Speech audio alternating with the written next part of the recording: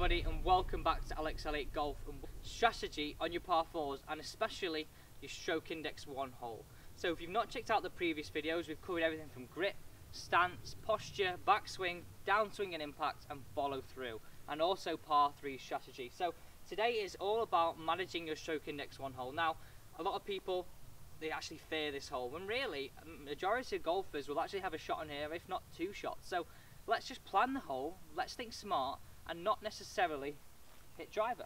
So the 10th here at Stockport, it's not actually the longest hole, however it is the tightest hole off the tee. You've got the bunkers just in your landing area, and you've got the trees that come in and make it roughly about a 15-20 yard gap in order to land your ball into. So for me, I'm going to hit a 3-wood, I'm going to take that bunker out of play, and I'm going to give myself the best chance of hitting that approach shot to the green. Yes, I'll lay myself a little bit further back and have a little bit more work to do. However, I'm taking the trees out of play, I'm taking the bunker out of play, and I'm talking smart golf. In the past, I've done a video on course strategy and said if you couldn't hit a shot, perform the shot 8 times out of 10, then don't take it on. Where in this sense, this is exactly this scenario. People think stroke index 1, I've got to hit driver here because it's the hardest hole, I've got to get it as close as possible.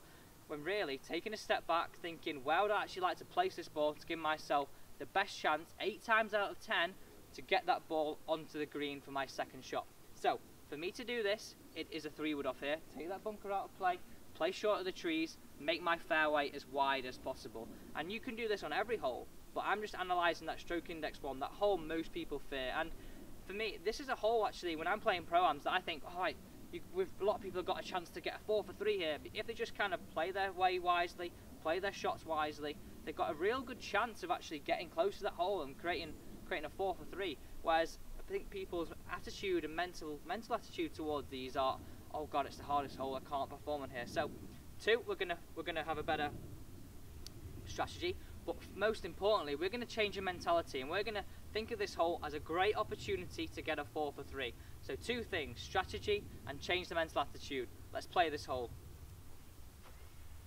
So my line here is just right at that bunker on that stripe. So I'm going to trace that line back all the way back. So I'm going to pick an intermediate target straight down my ball to target line, which is this little leaf in front of the ball. So I've picked that out. And then from there, I like to have 2 factor swings. My technical one, feeling wide and through the ball. My second one is as if I'm hitting the shot. And I really want you to focus on the sense of where that shot's going to be. Have clarity in the shot shape. Now, not necessarily going to hit the shot shape, but if you commit and have clarity to that shot shape, then more often than not, we're going to hit a better shot. I always say I'd rather commit and hit a shot offline than not commit and hit a shot offline. So it's very key that you do that. Right, let's now hit this one.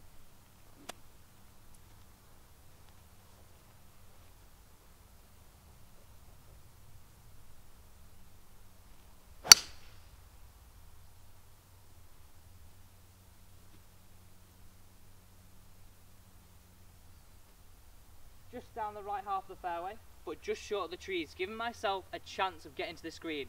Let's go and find this one. So we said we're down the right half of the fairway. I've got 180 yards to this flag. Now, you can't actually see this flag. This green, it kind of tucks itself behind the trees, and this is the second point I want to talk about here on strategy. So we said we wanted to play short of the bunkers off the tee to make the fairway as wide as possible. Now we're going to hit into the fat of the green to make the green as big as possible. And I want you to categorise your flags. You're going to have a red flag which you don't attack, which in this case we've got a red flag. You can have a green flag and also you can have an amber flag. So amber flag will be one that we would go for if we're feeling good or had a good yardage and we like the number. Green flag is one that we feel that we can attack in all cases, so probably with our wedges and our short irons, and one that's not tucked behind a bunker or just over water. And a red flag is one where we don't go towards at all. Now, like we said, this is our stroke index 1 here. If a lot of us hit the green and have a 2-putt, then we've got a really good chance of getting that 4 for 3. So the fat of the green here is straight down here, and there's a gap in the trees in which I can pick that out. And I can pick that intermediate target out to that. So I'm going to be really diligent and really concise on where I'm going to aim and align myself.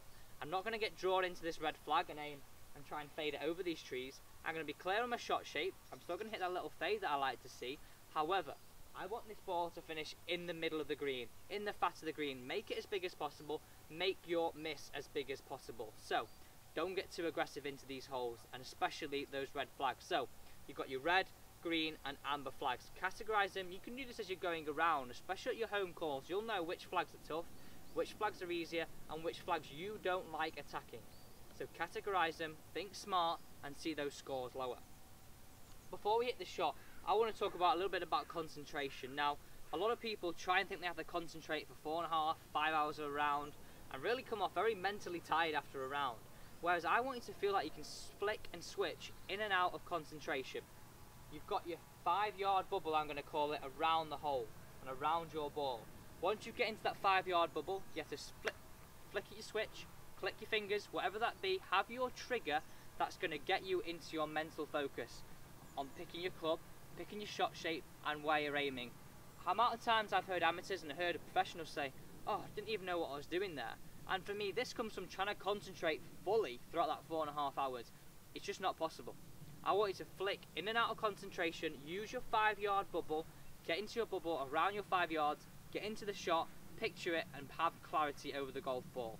Very, very simple. Very easy to do, but a lot of us don't do it. However, if we can do it and we can master it, we can definitely see those scores lower. End of the day, that's all it's about.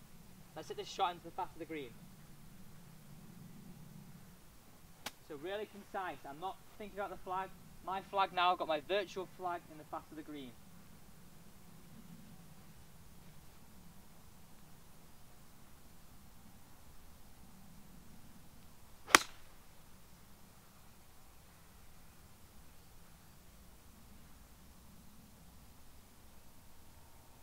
Really nice shot. Pushed it about 3 or 4 yards. However, because I was aiming at the middle of the green and the fat of that green, my push shot has actually turned out to get a little bit closer to that flag. So you can see there, actual miss hit have actually paid in my favour. Whereas if I'd aimed at that flag tight on the right and pushed it, I'd have short-sided myself. So a really great example of how that has played into my favour. Let's go and finish off this hole. So you can see here, my ball's finished actually just right where we were aiming. So we had our fat of the green just to the left of me here. And I said I pushed that shot a few yards, and you can see that because I used that fat of the green, I've pushed it actually a few yards closer to that flag. And I'll say it again, if I'd aimed at that flag tight on the right and pushed it, I'd have left myself a very, very horrible chip. And turning that opportunity where we've got a shot and making a chance of a 4 for 3 into a very, very hard scenario, and even a very hard scenario of actually getting any points in a Staleford at all. So you can see there, bit of smart play, conservative club off the tee, making it as big as possible, and make it as big as possible onto the green. And very simply, ask yourself the question and be truthful. Can you play that shot 8 times out of 10? If not, then we're not going to hit the shot, whether in the middle of the fairway or not. If you didn't like that shot there, and you had a shot on this stroke index one, you could have actually played short of the green, chipped it on, taking a chance of making your 4 for 3 that way. Just eliminate those silly mistakes. Ask yourself the question, like I said, I'm going to repeat it, but really ask yourself the question, if you can't play that shot 8 times out of 10, then don't attempt it. Smart golf is not conservative. Smart golf is smart. Don't play conservative golf, play smart golf. Thank you for watching today's video on Alex Elliott Golf. If you've not already watched the rest of the series, please make sure you check out the rest of the technical content in swing thoughts, feeling of backswing, grips, stance and posture, and also par 3, and next week is par 5 strategy on the golf course. Thank you for watching today's video, and see you next time on Alex Elliott Golf.